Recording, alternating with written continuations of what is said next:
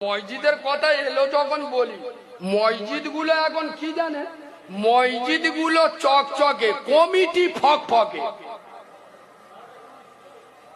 ইমাম নেবে চকচকে, ইমাম নেবে হাফেজ হতে হবে, মাওলানা হতে হবে, মুফতি হতে হবে, লম্বা হতে হবে, শরীর স্বাস্থ্য ভালো হতে হবে।